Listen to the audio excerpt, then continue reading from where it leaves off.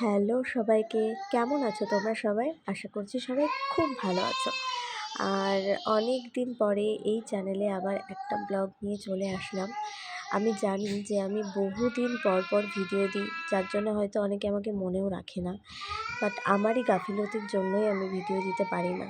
অনেক অল্প সময়ের মধ্যেই কিন্তু ইউটিউবে আমার 10,000 সাবস্ক্রাইবার হয়ে গেছিলো।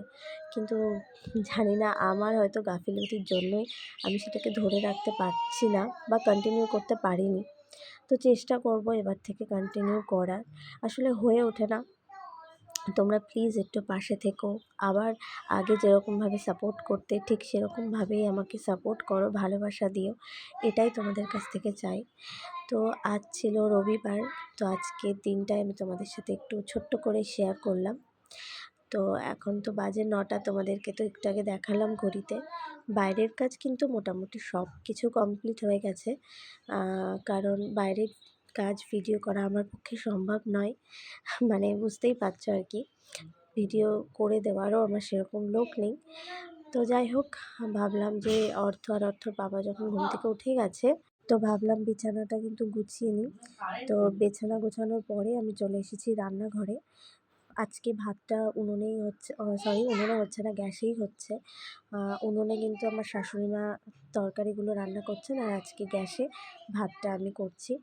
তো আমাদের কিন্তু ম্যাক্সিমাম উনুনেই সব কিছু রান্না হয়, কিন্তু হাঁড়িটা যেহেতু মাজা হয়েছে, তো মা বললো আজকে ভাতটা উনুনে করো, গ্যাসে করো, আমি তরকারিগুলো উনুনে রান্না করছি। বুঝতেই তো পারছো আজকাল গ্যাসের যা ক্রাইসিস। সত্যি আমরা একটু গ্রামের সাইডে থাকি বলেই কিন্তু একটু উনুনে রান্না করা সম্ভব। যাদের উনুনের কোনো অপশানই নেই, তাদের অবস্থা কিন্তু আমাদের থেকে অনেক শোচনীয়, তাই না? তো যাই হোক, এবার ঘুম থেকে উঠে পড়েছে, ওকে একটুখানি পেডিয়াশিওর খাইয়ে দিই, কারণ ভাত হতে একটু সময় লাগবে।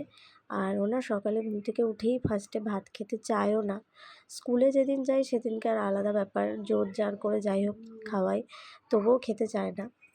আজকে যেহেতু স্কুল নেই, তো ভাবলাম আগে একটু পেডিয়াশিওর খেয়ে নিক, তারপরে ওকে ভাতটা দেবো। এই দেখো, এটা নিয়ে আমার কত ঢং যে করতে পারে ও, বাপরে বাপ। তো যাই হোক, কালকে হচ্ছে নীল পুজো। তো তার জন্য আজকে কিন্তু আমাদের নিরামিষ, সমস্ত কিছু মুছে পরিষ্কার করে আজকে কিন্তু আমরা নিরামিষ খাই। তোমরা কে কে নীলের উপোস করবে কালকে, তার জন্য নিরামিষ খাচ্ছ অবশ্যই জানিও।